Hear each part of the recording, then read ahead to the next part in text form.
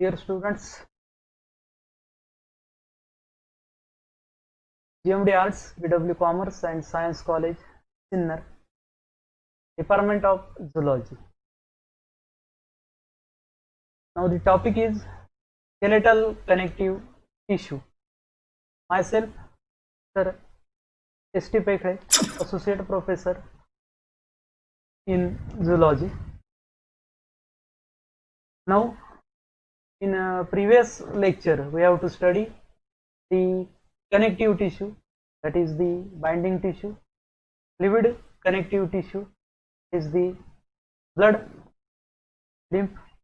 Now here we proceed for this skeletal connective tissue and its detailed account. Now, in introductory background, these skeletal tissues forms supporting endoskeleton in the vertebrates, so also called as supportive connective tissue. And these supportive connective tissues are of two types.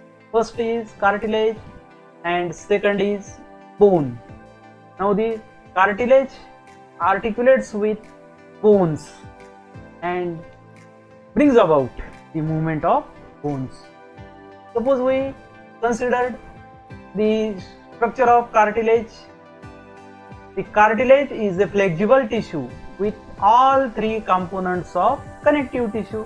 Components of connective tissues are the connective tissue fibers, the connective tissue cell types, ground substance or the matrix.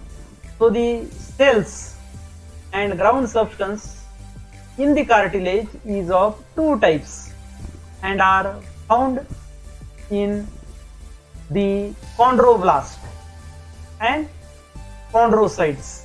So the chondroblast and chondrocytes are observed in the matrix of this cartilage. Now the fibers and ground substance forms the packing tissue. So the cartilage are covered by a dense fibrous connective tissue and it is called the adult body cartilage. So it covers the articular surface of bones, and this type of cartilage occurs in nasal septum, our larynx, trachea and bronchi. Now according to nature and visibility of the fibers present in cartilage, the cartilages are of hyaline type, elastic type and fibrous cartilage. Here the word is wrong, furious is there, it is fibrous cartilage. Now structure of hyaline cartilage. Here we have to observe outer perichondrium and inner perichondrium, and in between this there is chondrocytes. These chondrocytes are observed in lacunae. These cells are two in number, and they remains within the lacunae. So the hyaline cartilage, concentrate towards the hyaline cartilage. It is in the form of bluish white glassy translucent mass in fresh condition and found in articular cartilage of joints, cartilage of larynx, cartilage of bronchi, etc. Suppose hyaline cartilage shows dense fibrous layer of perichondrium. The cartilage cells or chondrocytes and are scattered in the ground substance or matrix. Now the chondrocytes are situated in smooth-walled spaces. The cells, that is chondrocytes, are situated in smooth-walled spaces. That spaces are known as lacuna. Sometimes there may be more than one cell in a lacuna, two cells or four cells. So the chondrocytes are oval cells with usually one central nucleus. The cytoplasm contains fat droplets or glycogen granules and occasional pigment. Suppose we consider these chondrocytes in detail. The chondrocytes are formed from the chondroblast cell, the chondrocyte forming cells. Now the chondroblast, it is derived from mesenchyme and fibroblast, which are elongated and small cells, and they form the white fibers or collagenous fibers and the matrix ground substance. So the peripheral cells are known as chondroblast cell and central cells are called as chondrocyte cells. Suppose we consider this matrix, territorial matrix, interterritorial matrix, means it is homogeneous intercellular substance. Matrix is nothing but intercellular substance containing chondromucoprotein. That is, this chondromucoprotein means polymer of mucoprotein and chondroitin sulfate A plus C. So the numerous interlating fine collagenous fibers are also present here. The chondroitin sulfate, it is reduced and increased into albuminide material, occurs in the older cartilage. Now the matrix is permeable to porous particles, hence nutrition to cartilage is entirely by process of diffusion or imbibition changes. Now second type of cartilage is elastic cartilage. Now here we observe the elastic cartilage here with elastic fibers, that is yellow fibers, chondrocyte cells in lacunae, etc. So the matrix of this cartilage contains more and more elastic fibers. These are branching and anastomosing in all directions. So it appears more yellow or opaque in form. In the peripheral layers, these fibers are thin, shows a wide meshwork. In deeper portions, they are thicker and closely packed. It occurs generally in the external ear pinna, eustachian tube and epiglottis. Here one word is wrong, that is external ear. Here is the word is car. So I am sorry for this printing mistake. Third type is fibrous cartilage. It consists of dense collagenous fibers, cartilage cell, chondrocytes frequently observed in rows, and there is wavy bundles of collagenous fiber, means white fibers. So in fibrous cartilage we observe this small amount of ground substance, isogenous group, collagen fibers, etc.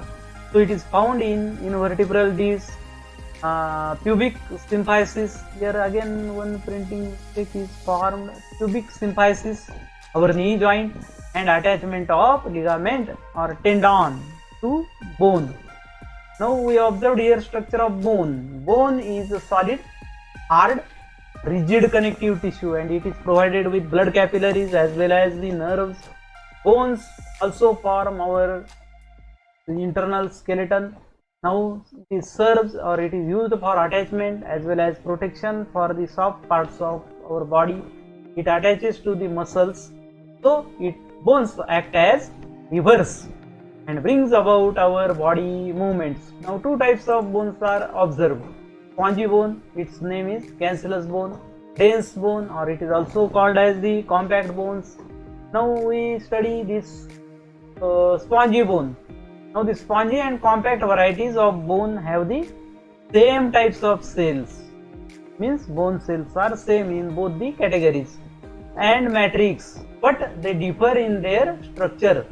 So in spongy bone, the marrow spaces are relatively large and irregularly arranged, and the bone substance is shaped in the form of slender trabeculae. Now in compact bone, the spaces or the channels are narrow and the bony substance is densely packed. Now certain exceptions are there. The compact and spongy forms are both present in every bone, but amount and their distribution is vary in both the types. Now suppose we consider microscopic structure of bone. Here the stem cells are osteogenic cell. Now the osteoblasts are able to form bone matrix. Osteocyte cells of bones, it maintains the bone tissue. Now osteoclast cells are resorbs the bone. Because of this, each bone is surrounded by vascular fibroblasts elastic coat called periosteum. The marrow cavity, it is lined by connective tissue. It is known to be endosteum or inner peristomium. So from periosteal membrane, the blood vessels and nerves enter into the bone. Now the cells of bone. Observe here osteogenic cells. These are bone cell, osteoblast, osteocytes, osteoclast, etc. Now osteogenic cells and osteoblast. Suppose we concentrate towards osteogenic cells. These are irregularly shaped elongated cells with mesenchymal cell-like structure. Now they have capacity to multiply with cell division mitosis. It develops into further type of bone cell known as osteoblast. Now osteoblast give rise to osteocytes, and these osteogenic cells by the process of modulation converted into next type of bone cells. So the next type of bone cell is osteoblast. It is larger cells with rounded nuclei, prominent nucleolus, cytoplasm is basophilic and are able to secrete the fibers as well as inorganic salts of bone and able to form the bone forming cells and able to form the bone, so are known as bone forming cells. Now these cells are mover at the site where new bone is to be developed. Now they also produce the matrix or ground substance of bone and transferred into another type of cells. Cells are known to be osteocytes. Now the further cells of bones are osteocytes and osteoclasts. Now in osteocytes, these cells are with branching cytoplasmic processes found in the lacunae of fully formed bones. Now their processes are out of canaliculi. Now osteocytes are also formed in osteoblast by the process of modulation. Now they have lost their secretory function but play active role in releasing calcium from bone to blood. Now these cells also maintain the constituents of matrix at a normal level and metabolism. Osteoclasts are multinucleated cells with surface depressions of bone. Now they are concerned with destruction of bone by excreting lysosomal acid hydrolases. Osteoclasts are formed from union of osteogenic cells or osteocytes. Suppose in old age the activity of these cells increases, therefore bones of the old persons are more fragile. Now in old age persons the calcification of bones is to be possible. People are familiar with these bone salts, inorganic substances like calcium, phosphorus, magnesium, sodium, potassium. Their salts are secreted by the bone cells. The salts are deposited in the bone in the form of ultramicroscopic crystals. Collagenous fibers and bone salts forms plate-like bone lamellae. About 65% of inorganic salts make the bones hard as well as rigid as well as protective in nature.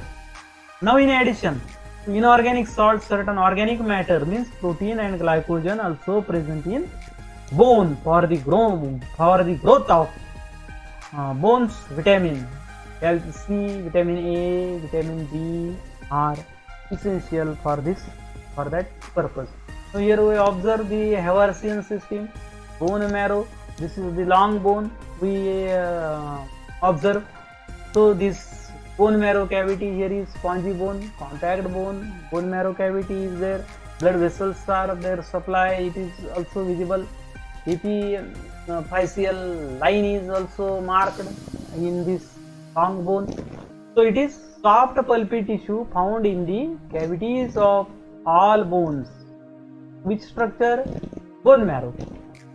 So it is made up of reticular connective tissue with many types of cells. So these bone marrows act as the hemopoietic tissue because it produces the RBC, granular WBC. Yellow bone marrow contains the fat cells, adipose cells, and it is found only in the shaft of adult long bones. So it is useful in the development of blood.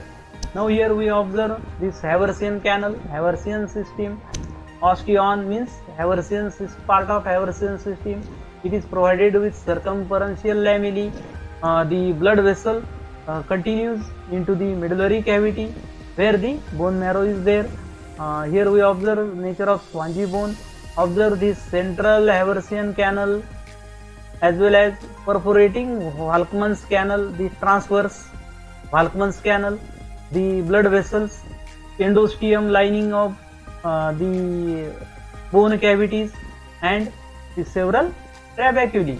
Now here in this region we observe perforating or surface fibers in the compact bone, periosteal lamellae, periosteum, etc. Now in this we also observe in Haversian system in cross section of bone. The Haversian canals are surrounded by many concentric lamellae and it occupy the cells of bone. Now when we observe the long bone, it shows interconnecting longitudinal canals. These longitudinal canals are nothing but Haversian canal. So it shows the outer periosteal lamellae and inner endosteal lamellae. So the narrow canals are formed within this.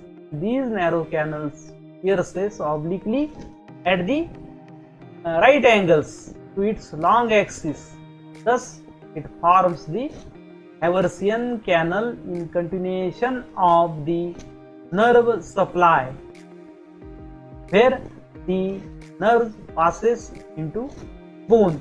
So a sort of well-marked Haversian system develops when we observe the long bone and the skeletal structure of this bone. So thank you very much for attending this lecture on skeletal tissue.